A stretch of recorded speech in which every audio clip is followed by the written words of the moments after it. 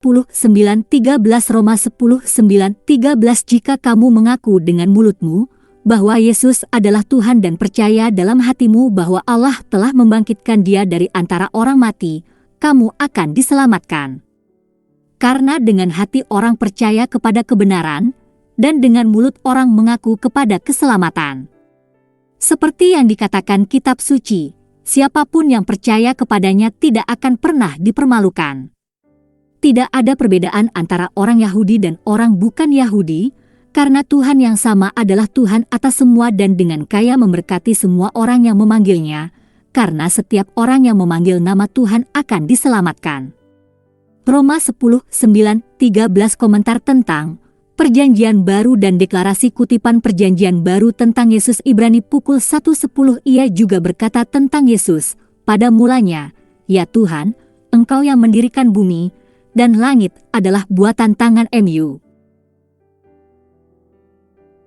Roma 14:8-11 berbicara tentang Yesus ada tertulis, demi aku yang hidup, demikianlah firman Tuhan, setiap lutut akan bertelut di hadapanku, setiap lidah akan mengaku kepada Tuhan. Titus pukul 2:13 Sementara kita menunggu pengharapan yang penuh berkat, penampakan agung dari Allah kita yang agung dan Juru Selamat Yesus Kristus. Kisah Para Rasul pukul 2:21 Pada hari-hari terakhir, Tuhan berkata, Aku akan mencurahkan rohku ke atas semua bangsa. Dan setiap orang yang memanggil nama Tuhan akan diselamatkan.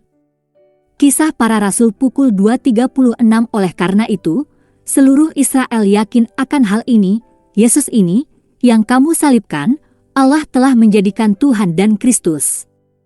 Roma 10:9-12-13 Bahwa jika kamu mengaku dengan mulutmu, Yesus adalah Tuhan, dan percaya dalam hatimu bahwa Allah telah membangkitkan Dia dari antara orang mati, kamu akan diselamatkan.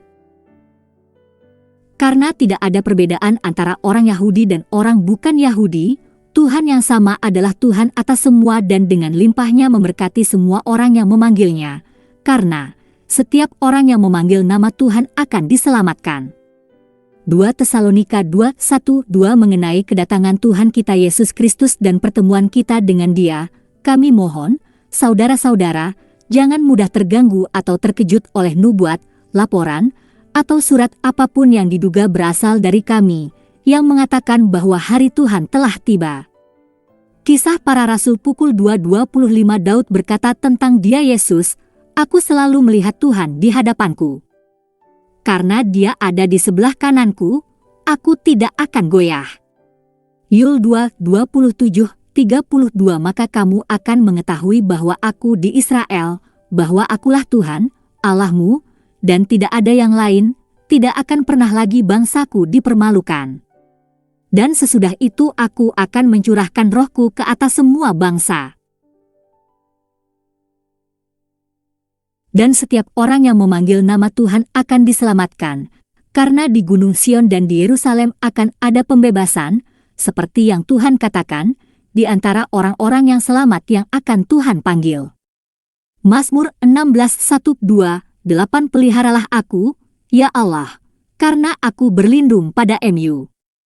Saya berkata kepada Tuhan, Anda adalah Tuhanku, tanpamu aku tidak punya apa-apa yang baik. Saya telah menempatkan Tuhan selalu sebelum saya. Karena Dia ada di sebelah kananku, aku tidak akan goyah.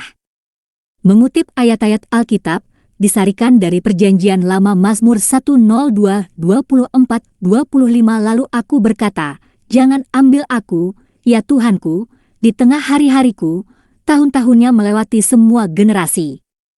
Pada mulanya, Tuhan, Engkau yang mendirikan bumi, dan langit adalah buatan tangan mu. Yesaya 45:21-23 Tidak ada Tuhan selain aku, Tuhan yang adil dan juru selamat, tidak ada orang lain selain aku. Berpalinglah padaku dan selamatlah, semua ujung bumi, karena aku adalah Tuhan, dan tidak ada yang lain. Saya sendiri telah bersumpah, mulut saya telah mengucapkan dengan penuh integritas sebuah kata yang tidak akan ditarik kembali. Bagi saya setiap lutut akan bertelut, demi aku setiap lidah akan bersumpah. Praktek memperlakukan Kristus sebagai Tuhan. Mengapa Anda memanggil saya Tuhan, Tuhan dan tidak melakukan apa yang saya katakan? Lukas pukul 6:46. Ada banyak orang yang mengakui Kristus sebagai Tuhan, tetapi tidak melakukan apa yang Dia katakan. Ini seperti di gereja Katolik, di mana banyak yang menghormati paus tetapi tidak berpikir untuk bercerai atau melakukan aborsi. Jika orang Kristen mengakui Kristus sebagai Tuhan tetapi tidak melakukan apa yang dikatakannya, maka mereka sebenarnya belum menerima Dia sebagai Tuhan. Karena iman yang menyelamatkan adalah iman yang berorientasi pada aplikasi. Dan sementara orang Kristen suka menganggap diri mereka sebagai hamba Tuhan, banyak yang tidak suka diperlakukan seperti hamba. Semua otoritas di surga dan di bumi telah diberikan kepadaku. Jadi pergilah dan jadikanlah semua bangsa muridku. Matius 28:18-19. Aspek lain dari ketuhanan Anda adalah sejauh mana otoritas Anda. Kita tidak hanya memiliki tanggung jawab untuk memuridkan, tetapi kita juga memiliki hak untuk melakukannya. Tidak hanya ada otoritas sekuler, tetapi bahkan otoritas di dalam gereja yang kelihatan mencoba merebut otoritas Kristus dengan mencegah orang Kristen pergi dan memuridkan.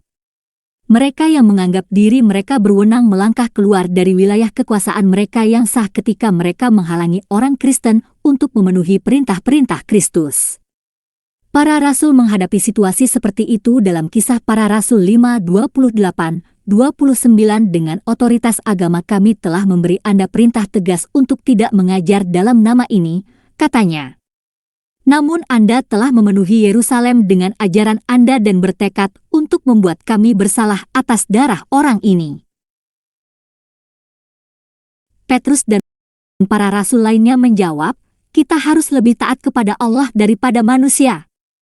Ringkasan ketika kami menyajikan Injil kasih karunia Allah adalah inti dari janji itu dan diungkapkan melalui karya penebusan Kristus. Namun, meskipun hal ini dipahami dengan baik di evangelikalisme modern, yang sering tidak dipahami adalah bahwa, agar memenuhi syarat untuk menerima pengampunan dosa, seseorang harus menerima Kristus tidak hanya sebagai juru selamat, tetapi juga sebagai Tuhan. Iman yang menyelamatkan bukanlah hal yang remeh, tetapi keyakinan yang mengungkapkan dirinya melalui penerapan. Keselamatan mencakup pembenaran dan pengampunan dosa serta pengudusan perilaku tanpa dosa. Pembenaran selesai sekarang, sedangkan pengudusan akan selesai nanti. Namun, setelah ditebus, tidak dapat dihindari bahwa seseorang disucikan sepenuhnya oleh iman, sama seperti seseorang dibenarkan oleh iman. Setelah dibenarkan, orang tersebut lahir dari Allah, menerima Kristus di dalam dirinya dalam bentuk Roh Kudus. Hal ini berdampak tak terelakkan pada perilaku seseorang, sehingga tidak mungkin lagi menjalani gaya hidup yang penuh dosa. Pengakuan iman Tuhan Yesus Kristus, saya mengakui dosa-dosa saya, dan saya bertobat dari dosa-dosa saya, dan saya mengakui Tuhan Yesus Kristus sebagai satu-satunya dan cukup juru selamat hidup saya, menulis nama saya dalam buku kehidupan. 1 Yohanes 1:9. Jika kita mengaku dosa kita, Dia setia dan adil untuk mengampuni dosa kita dan menyucikan kita dari segala kejahatan. 1 Yohanes 1:9.